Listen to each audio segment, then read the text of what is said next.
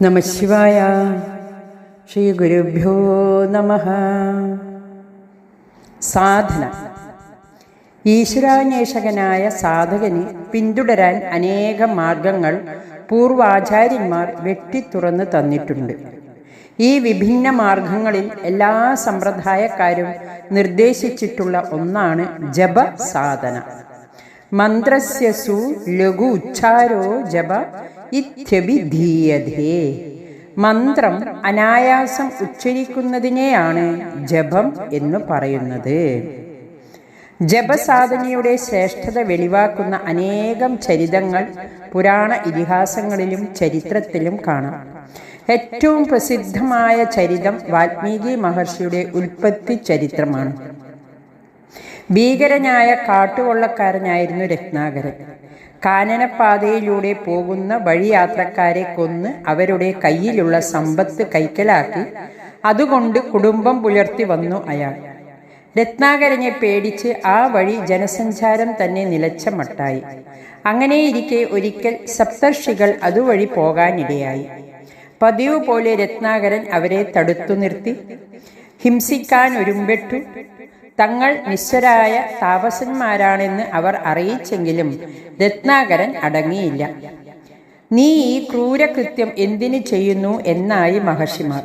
കുടുംബം പോറ്റാൻ എന്നു രത്നാകരൻ മറുപടിയും പറഞ്ഞു.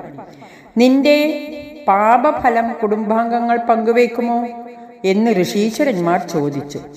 രത്നാകരന് ആ ചോദ്യത്തിന് ഉത്തരമുണ്ടായിരുന്നില്ല. കുടുംബാംഗങ്ങളോട് ചോദിച്ചു വരാൻ അവർ രത്നാകരനോട് ആവശ്യപ്പെട്ടു. അയാളുടെ കുടുംബത്തിൽ നിന്ന് കിട്ടിയ മറുപടി ഇതായിരുന്നു: താൻ നിരന്തരം ചെയ്യുന്ന കർമ്മങ്ങൾ താൻ അനുഭവിച്ചിടുകെന്നേ വരൂ.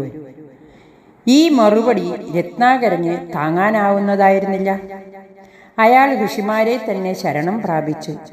തൻ്റെ ദുഷ്കർമ്മ ഫലമോചനത്തിനായി ഉപായം തേടി. ഋഷിമാർ അയാൾക്ക് രാമമന്ത്രം ഉപദേശിച്ചു. രാമമന്ത്രം ഇടതടവില്ലാതെ ജപിച്ചുകൊണ്ടിരുന്ന രത്നാകരന് ചുറ്റും ചിതൽപുറ്റു പിടിച്ചു. എന്നിട്ടും മന്ത്രജപം തുടർന്നു കൊണ്ടിരുന്നു. അവസാനം മുനിമാർ തന്നെ വന്നു ആ ജപനിരതനായ രത്നാകരനെ വാൽമീകത്തിൽ നിന്ന് പുറത്തേക്ക് ആനയിച്ചു. രത്നാകരൻ വാൽമീകി മുനിയായി നവജീവിതം നേടി ആദി കവിയായി രാമനാമത്തെ അനശ്വരമാക്കി. അമ്മ പറയാറുണ്ട്, മക്കളെ, മന്ത്രം സദാ ജപിക്കണം. വിശ്രമമില്ലാതെ ജപിക്കുവാൻ മനസ്സിനെ പഠിപ്പിക്കണം. പിന്നെ ഏതു കർമ്മം ചെയ്യുമ്പോഴും മനസ്സ് ജപം തുടരും. ചിലന്തികൾ എവിടെ ചെന്നാലും നൂൽനൂറ്റുകൊണ്ടേയിരിക്കും.